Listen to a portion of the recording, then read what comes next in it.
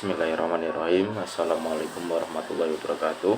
Perkenalkan, nama saya Taufikul Akbar dengan NIM 20030906030 dari Prodi Pendidikan Guru Madrasah Ibtidaiyah. Di sini saya akan mengulas atau dengan tugas falsafah kesatuan ilmu, yaitu perspektif filsafat. Manusia disebut sebagai makhluk yang selalu didorong keingintahuan terhadap segala sesuatu.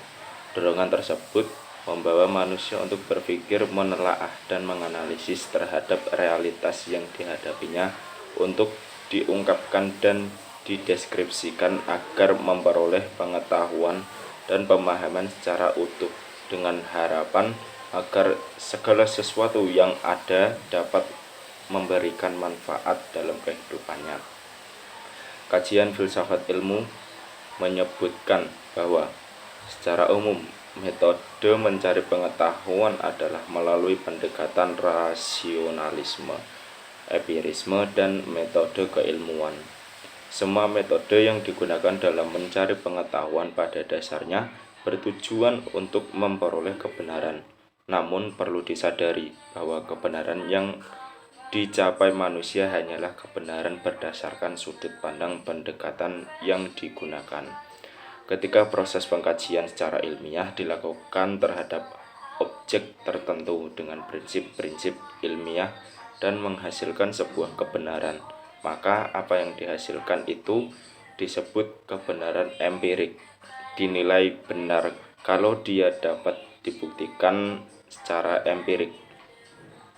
Sementara kebenaran mutlak itu hanya kebenaran yang terkandung dalam kitab suci Al-Quran dan hadis, atau disebut juga kebenaran wahyu. Meskipun demikian, harus disadari bahwa kebenaran mutlak yang dikandung oleh wahyu bukanlah aspek hanya disimpan dalam keyakinan saja, akan tetapi wahyu berupa Al-Quran dan hadis sahih haruslah dibaca dan dikaji secara sungguh-sungguh dan mendalam, sehingga kebenaran mutlak yang dikandungnya dapat menjadi hal pokok mewarnai kepribadian manusia. Filsafat ilmu mencakup semua diskusi refleksi tentang isu-isu yang berkaitan dengan dasar ilmu pengetahuan dan hubungan antara ilmu pengetahuan dan kehidupan individu. Keberadaan dan pengembangan bidang campuran pengetahuan yang dikenal menjadi filsafat ilmu tergantung pada interaksi dan saling mendukung antara filsafat dan sains. Cara berpikir sains adalah survei dasar anggapan logis saat ini yang kontras dengan kesimpulan lama yang telah ditunjukkan atau sejauh ukuran yang dibuat dari sentimen tersebut. Menurut G, filsafat ilmu semacam itu jelas bukan bidang ilmu yang terpisah dari praktik ilmiah yang sebenarnya. Pancasila harus dikembangkan menjadi dasar ilmu oleh filsafat ilmu. Harus dapat menggunakan aspek ontologi, epistemologi, dan aksiologi untuk memecahkan masalah kehidupan manusia. Paradigma pembangunan nasional harus didasarkan pada dasar Pancasila, menjadi pedoman untuk merumuskan adab berbangsa bagi semua rakyat Indonesia. Saat menggapai tujuan dan sasaran negaranya, dasar Pancasila tidak boleh bertentangan dengan konsep nilai, orientasi dasar, prinsip atau arah dan tujuan suatu perubahan atau fase pembangunan di aspek tetap. Pancasila adalah dasar, maksud, arah, dan sumber proses pembangunan menjadi paradigma pembangunan.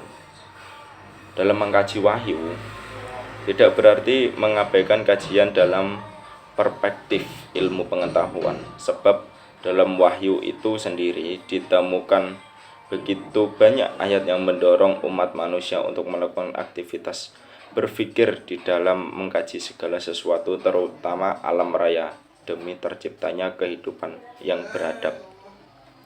Oleh sebab itu, titik temu atau hubungan antara wahyu dan ilmu pengetahuan tidak perlu diperdebatkan. Ilmu pengetahuan merupakan istilah yang seakan-akan menjadi dua kata yang dipahami dan dimaknai sebagai sesuatu yang utuh.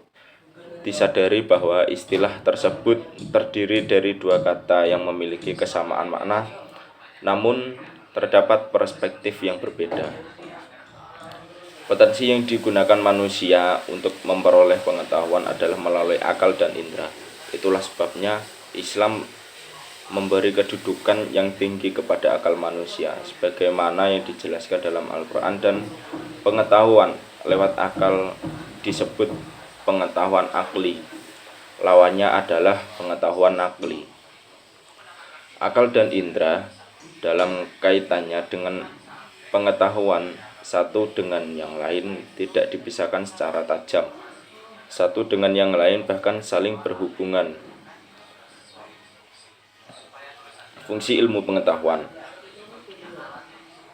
Perspektif filsafat Islam, ilmu pengetahuan hakikatnya merupakan perpanjangan dan pengembangan ayat-ayat Allah, dan ayat-ayat Allah merupakan eksistensi kebesaran, dan manusia diwajibkan untuk berpikir tentang ayat-ayat Allah itu untuk tujuan yang tidak bertentangan dengan ajaran-ajarannya, tidak untuk merusak dan melahirkan kerusakan dalam kehidupan bersama, karena akibat buruknya akan juga menimpa manusia itu sendiri.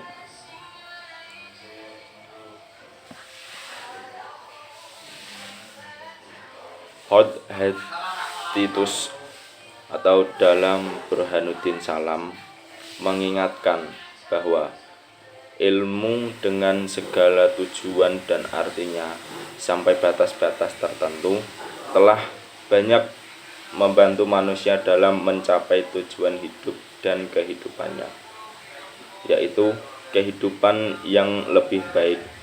Sekaligus kebenaran ilmu tidak pernah mencapai kebenaran mutlak, tetapi dalam keterbatasannya ia membantu kehidupan dan kepentingan manusia di dunia yang fana ini. Dengan bidang masing-masing, pengalaman manusia tidak pernah sempurna dan pengetahuannya tumbuh dan berkembang sepanjang atau selama pertumbuhan pengalamannya. Pertumbuhan merupakan salah satu hukum fundamental dalam hidup ini. Secara spesifik lagi, Imam Al-Ghazali dalam Syafiqu Ali Khan bahkan menilai bahwa ilmu pengetahuan lebih unggul daripada beribadah dengan alasan sebagai berikut. Hanya ilmu pengetahuanlah yang menjadi sarana untuk mengungkapkan cara ibadah yang benar sehingga harus diikuti. Kesadaran akan diri dan Tuhan hanya mungkin ada melalui ibadah. Apabila manusia tidak mencari puncak kebenaran dengan sarana belajar, dia tidak akan